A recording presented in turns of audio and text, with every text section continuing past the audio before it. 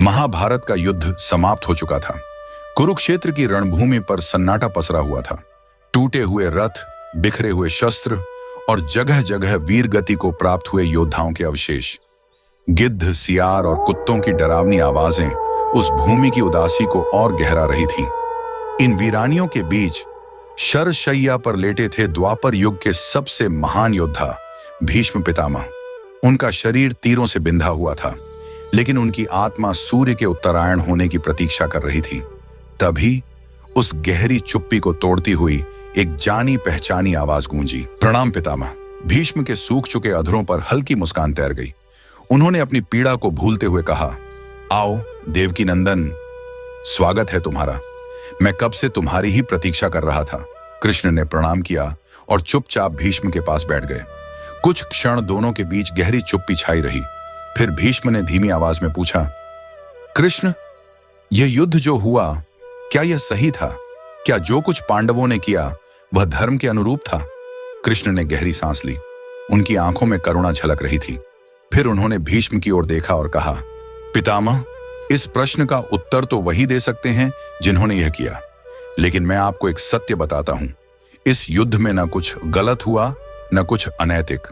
सब वही हुआ जो होना चाहिए था। भीष्म ने गहरी सांस ली। उनकी आंखों में जिज्ञासा थी। उन्होंने फिर पूछा, परंतु कृष्ण, छल कभी धर्म का हिस्सा नहीं रहा। यह कैसे उचित हो सकता है? पितामह, हर युग अपनी परिस्थितियों के अनुसार निर्णय लेता है।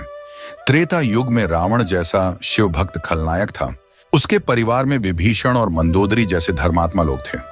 लेकिन द्वापर युग में कंस, जरासंध और दुर्योधन जैसे घोर पापी थे।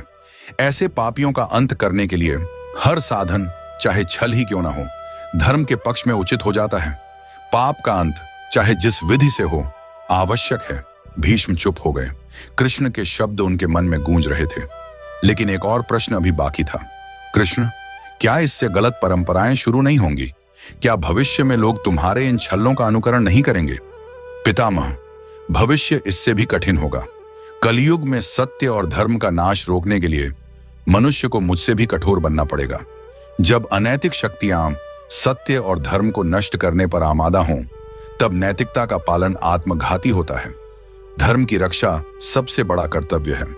भीष्म की आंखों में संतोष की झलक थी। उन्होंने कृष्ण से कहा, धन्यवाद कृष्ण, अब मैं इस धरा से शांति से विदा ले सकता हूं। अपने इस अभागे भक्त पर कृपा बनाए रखना। कृष्ण ने भीष्म को प्रणाम किया और लौट चले। कुरुक्षेत्र की अंधेरी रात में उनके शब्द गूंज रहे थे, जब अनैतिक शक्तियां सत्य को मिटाने आए तो धर्म की विजय के लिए हर साधन उचित है। और इस प्रकार भीष्म पितामह को धर्म का सबसे बड़ा पाठ मिला। यह पाठ आज भी हमें याद दिलाता है, धर्म की रक्षा के लिए समय के अनुसार निर्णय लेना ही सही मार्ग है। आज की यह वीडियो आपको कैसी लगी हमें कमेंट में जरूर बताएं, और चैनल पर नए हैं तो चैनल को सब्सक्राइब जरूर करें, वीडियो को लाइक शेयर करें। जय श्री कृष्णा।